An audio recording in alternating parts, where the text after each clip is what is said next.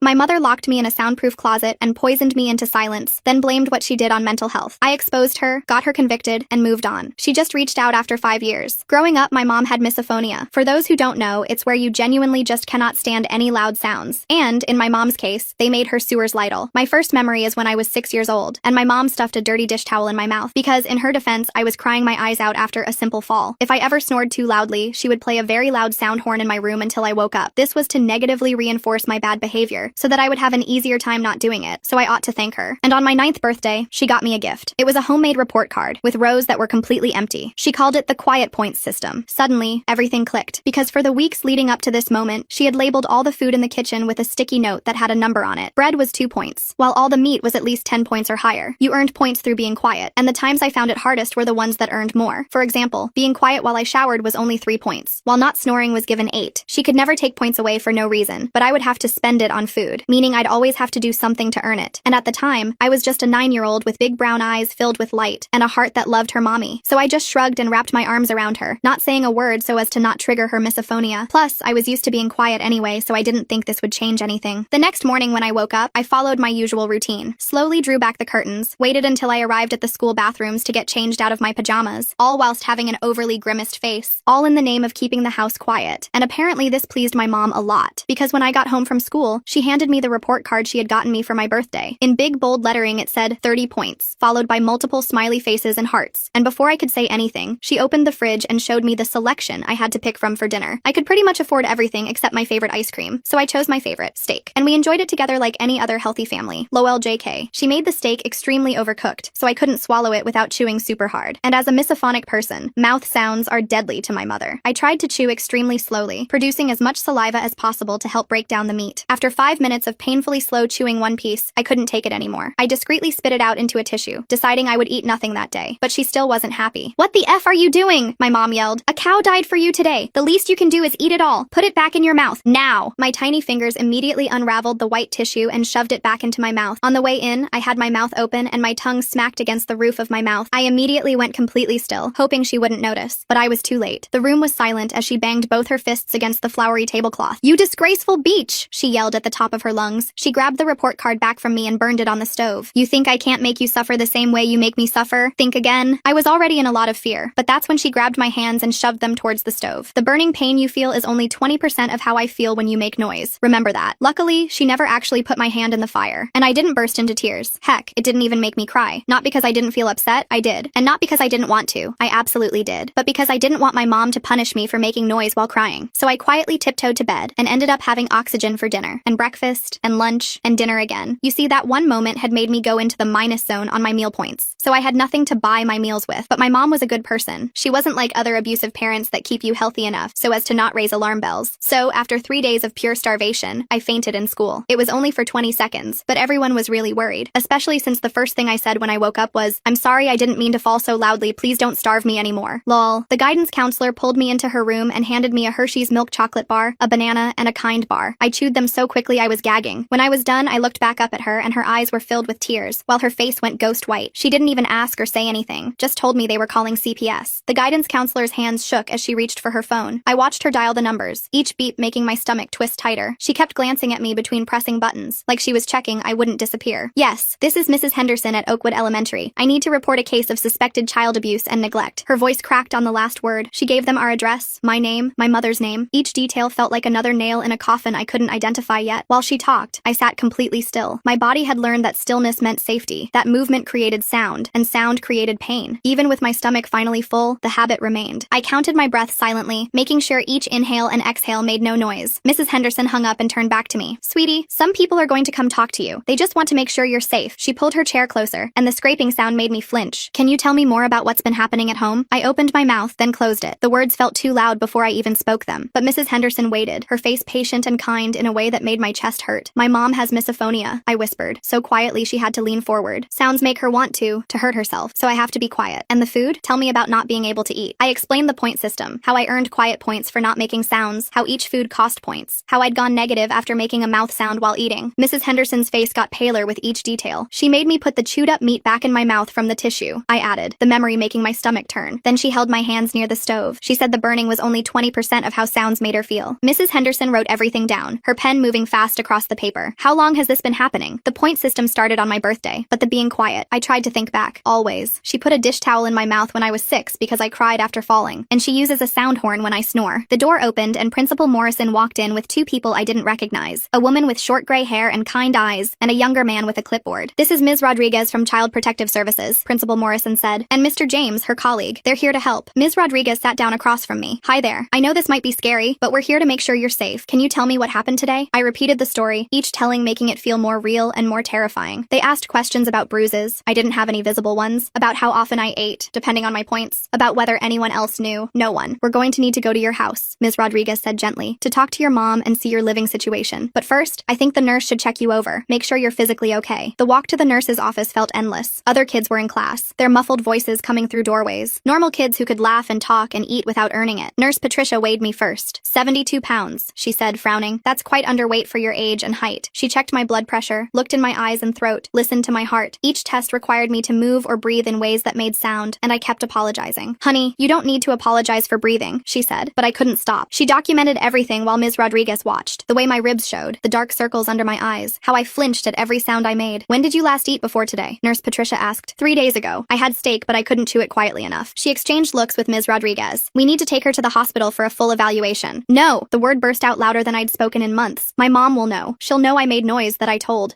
I couldn't finish. "Your mom is going to be contacted regardless," Ms. Rodriguez said, "but you won't be going home until we've investigated. You're safe now." But I didn't feel safe. I felt exposed, like I'd broken every rule that kept me alive. My breathing got faster, louder, and I couldn't make it stop. The panic made more noise, gasping, wheezing, my heart pounding so hard I was sure everyone could hear it. Nurse Patricia grabbed a paper bag. "Breathe into this. It's okay to make noise. You're safe." The principal's phone rang. "Yes, Mrs. Chen is here. I see. Yes, I'll let them know." He hung up. "Your mother just arrived. She's demanding to take you home." My whole body went rigid. Ms. Rodriguez noticed. "She can't take you anywhere right now. We have a legal hold while we investigate." They moved me to a small conference room away from the main office. I could hear my mother's voice getting closer, using her fake nice tone she saved for other adults. "I'm sure this is all a misunderstanding. My daughter has such an active imagination. You know how children can be. Mrs. Chen, I'm Ms. Rodriguez from CPS. We need to speak with you about some concerns that have been raised." "Concerns? This is ridiculous. My daughter has some behavioral issues we're working through. She's in therapy for attention-seeking behavior." I wanted to scream that it wasn't true, but years of training kept me silent. Through the door, I heard my mother explain her condition, how hard it was to live with misophonia, how she did her best despite her disability. "We'll need to visit your home," Ms. Rodriguez said, "and speak with your daughter's therapist." "Of course. You'll see everything is fine. In fact, I just went grocery shopping yesterday. The fridge is fully stocked." My heart sank. She'd prepared. Somehow she'd known this was coming and prepared. Mr. James stayed with me while Ms. Rodriguez and another CPS worker went with my mother. Principal Morrison sat with us too, offering me water that I was too scared to drink because swallowing made noise. "The therapist she mentioned," I whispered to Mr. James. "I've never been to therapy." He made a note. "We'll verify everything she tells us." Hours passed. I dozed off in the chair, exhausted from the stress and the first full meal I'd had in days. When I woke, Ms. Rodriguez was back, her face carefully neutral. "We visited your home," she said. "Your mother showed us a fully stocked kitchen, your clean bedroom. Everything appeared normal." My chest tightened. "The point system chart? We didn't see anything like that. Your mother said she uses a standard behavior chart for chores." No, it was on the fridge, with all the sticky notes on the food, but even as I said it, I knew she'd removed everything. "We'll keep investigating," Ms. Rodriguez assured me, "but for tonight, since we can't find immediate evidence of physical abuse or neglect, you'll need to go home. However, we'll be doing follow-up visits and interviews." The room spun. They were sending me back. Principal Morrison protested. The child fainted from starvation. The nurse documented her being severely underweight. Her mother showed us medical records indicating an eating disorder. Said she's been trying to get her daughter help, but she refuses to eat. "That's not true!" But my voice was so quiet from years of practice that it barely carried. Ms. Rodriguez knelt beside me. "I believe something is wrong here, but legally, without evidence, I can't remove you from your home yet. Here's my card. Call me if anything happens. We'll be back tomorrow for a follow-up." The drive home with my mother was silent. Not the comfortable quiet of two people at peace, but the terrifying silence before a storm. She didn't speak until we pulled into our driveway. "You've made things very difficult," she said, her voice deadly calm. "But don't worry. I have a solution." Inside, I saw what she meant. The kitchen looked normal, full of food, no point system, no sticky notes. But in my room sat a pair of noise-canceling headphones and a white noise machine. "Your new therapist recommended these," she said, though I knew there was no therapist. "You'll wear them whenever you're home except for meals. Doctor's orders for your sensory processing disorder." She put them on my head and turned on the white noise. The world disappeared into a rushing sound like ocean waves. I couldn't hear her footsteps, couldn't hear if she was approaching, couldn't hear anything but the endless white static. I pulled them off. "I can't. Put them back on!" Her scream made me comply instantly. She held up a piece of paper. "Doctor's note. If you don't follow treatment, it's medical non-compliance. That would look very bad for your little CPS friends." The headphones went back on. The white noise filled my world. I watched her mouth move but heard nothing. She pointed to my desk where homework waited, then left. stopped. I sat at my desk, the white noise drowning everything. When I tried to remove them to use the bathroom, she appeared immediately, pointing at the doctor's note. I learned to lip-read bathroom, and she'd nod permission for temporary removal. Dinner was the only reprieve. She'd tap my shoulder, remove the headphones, and we'd eat in silence. Real food now. She kept the fridge stocked, but the silence felt heavier than before. CPS will be back tomorrow, she said during dinner. You'll tell them the headphones are helping your condition, that you're eating well, that everything is fine. I nodded. What else could I do? That night, the headphones stayed on even in bed. The white noise made it impossible to know if she was in my room, watching. I lay rigid, afraid to move, afraid to make sounds I couldn't hear myself making. The next day at school was freedom. I could hear again, though every sound felt overwhelming after hours of white noise. Mrs. Henderson checked on me. How did yesterday go? She asked gently. I wanted to tell her about the headphones, the fake doctor's note, the new system of control, but I knew my mother would have an explanation for everything. She has the house full of food now, I said instead. Mrs. Henderson frowned. And you're eating? Yes, but something's still wrong, isn't it? I nodded, tears threatening. She has these headphones. Mrs. Henderson leaned closer, her expression shifting to concern. Headphones? What kind of headphones? Before I could explain further, the classroom door opened. My mother stood there with her practiced smile, holding a manila folder. Sorry to interrupt. I just need to drop off some medical documentation for the office. My blood turned to ice. Mrs. Henderson straightened up, maintaining her professional demeanor. Of course, Mrs. Chen. I'll make sure it gets to the right place. Actually, I was hoping to speak with you briefly about my daughter's new treatment plan. My mother's eyes found mine, and though her smile never wavered, the warning was clear. Her therapist says it's important all her teachers understand her sensory processing disorder. Mrs. Henderson glanced at me, then back at my mother. I have a few minutes before my next class. They stepped into the hallway. Through the small window in the door, I watched my mother hand over papers, gesturing as she spoke. Mrs. Henderson nodded along, occasionally looking troubled but ultimately accepting whatever story my mother was spinning. When Mrs. Henderson returned alone, her face had changed. The concern was still there, but now mixed with something else. Doubt. Your mother explained about the headphones, she said carefully. She showed me the treatment plan from Dr. Nichols. There is no Dr. Nichols, I whispered desperately. Mrs. Henderson's expression grew complicated. She had official letterhead, detailed treatment notes dating back months. She said you might say that denying medical help is part of your condition. The trap was perfect. Every protest I made would only confirm my mother's story about attention-seeking behavior and treatment resistance. I felt the walls closing in again, tighter than before. During math class, I noticed my mother hadn't left. Through the window, I saw her in the main office, chatting with the secretary, laughing at something on her phone, volunteering, she'd probably say, being an involved parent. At lunch, I sat alone as usual, mechanically eating the sandwich my mother had packed. Real food, nutritious and filling, evidence of her good parenting. Across the cafeteria, I noticed a substitute teacher I'd never seen before. She was young, maybe mid-20s, with short dark hair and observant eyes that seemed to take in everything. The afternoon dragged on. Every time I passed the office, my mother was still there, filing papers, answering phones, making herself indispensable. When the final bell rang, she was waiting by my classroom. Ready to go home, sweetheart? Her voice was honey sweet for the other parents nearby. In the car, her facade dropped. That was a warning. Every word you speak at school, I'll know about. Every teacher you try to manipulate, I'll get to first. The documentation is extensive and thoroughly believable. At home, the headphones went on immediately. The white noise crashed over me like a wave, drowning out the world. I did homework in silence, ate dinner in brief reprieves, then back to the rushing static that made my head ache. Days blurred together. The headphones left marks on my head from the constant pressure. My ears rang even during the brief moments without them. At school, I moved through classes like a ghost, too exhausted to focus, too afraid to speak up again. The substitute teacher appeared more frequently. Ms. Seaby, I learned from overhearing other teachers. She subbed for different classes, but I noticed her watching me during lunch, during recess, quick glances that lingered just a moment too long. One day, she was substituting for my regular teacher. As she wrote math problems on the board, I found myself tapping my pencil against my desk, unconsciously at first, then with more purpose. Short taps and long taps. A pattern I'd seen in an old movie my mother had let me watch before the point system started. Ms. Seaby's hand paused mid-equation. She turned slowly, her eyes finding mine. For a moment, we just looked at each other. Then she returned to the board, but I saw her hand trembling slightly. After class, as students filed out, she called out, "Could you stay for a moment? I have a question about your homework." My mother wasn't in the office that day. She had a dentist appointment she couldn't reschedule. I approached Ms. Seaby's desk cautiously. She pulled out a piece of paper and wrote, "Are you okay?" I stared at the words, then at her. She tapped the paper. Once short, twice long, once short, then pointed at me with raised eyebrows. My hand shook as I took the pencil. Instead of writing, I tapped on the paper. 3 short, 3 long, 3 short. Her face went pale. She wrote quickly, "Who is hurting you?" I glanced at the door, then tapped again. More complex this time, spelling out slowly, M-O-M. Ms. Seaby's jaw tightened. She wrote, "I'll help. Be careful. Act normal." I nodded and hurried out, my heart pounding. For the first time in months, I felt a spark of hope. But hope was dangerous. That evening, my mother was different, watchful. She made me remove the headphones during dinner but didn't speak, just studied me with calculating eyes. "Interesting day at school?" she finally asked. I shook my head, focusing on my chicken. Ms. Seaby seems nice, young, idealistic. Probably thinks she can save the world one student at a time. Her tone was casual, but I heard the threat underneath. Shame she's only temporary. I heard she might be transferred to another district soon. My hand stilled on my fork. She knew. Somehow, she always knew. The next day, Ms. Seaby wasn't there. Or the next. When I finally saw her again a week later, she was substituting for the art teacher. She wouldn't meet my eyes. During art class, while working on a painting, I found a small folded note tucked under my paint palette. I carefully unfolded it beneath my desk. Your mother visited my apartment. She knows where I live. I'm sorry. I crumpled the note, despair washing over me. Even Ms. CB, trained to recognize Morse code, probably former military or something, was powerless against my mother's manipulation. The weeks crawled by. My weight dropped again despite the regular meals. The constant white noise left me disoriented, stumbling into walls, unable to gauge distance or sound. At school, teachers grew concerned, but my mother always had an explanation. Adjustment period to new medication, sensory integration therapy, breakthrough treatments for my condition. Then came the family therapy sessions. My mother had found a therapist, Dr. Klaus, who specialized in difficult children. The first session, I tried to tell the truth. She makes me wear headphones all the time at home, I said, the words feeling strange after so much silence. With white noise so loud I can't hear anything. Dr. Klaus nodded thoughtfully. And why do you think your mother implements this treatment? It's not treatment. She just doesn't want to hear me exist. My mother dabbed at her eyes with a tissue. You see, this is what I deal with. The aggression, the accusations. I've tried everything to help her. I understand this must be very difficult, Dr. Klaus said to my mother. Children with oppositional defiant disorder often reject helpful interventions. I don't have that, I protested, interrupting, arguing, refusing to comply with reasonable requests. Dr. Klaus made notes. Classic presentations. My mother pulled out her phone. I've actually been recording some of her behaviors at home, for documentation purposes. She played a recording. It was my voice, but distorted, edited. Sounds of me supposedly slamming doors, stomping, screaming, things I'd never done, couldn't do without severe punishment. But the audio was convincing. I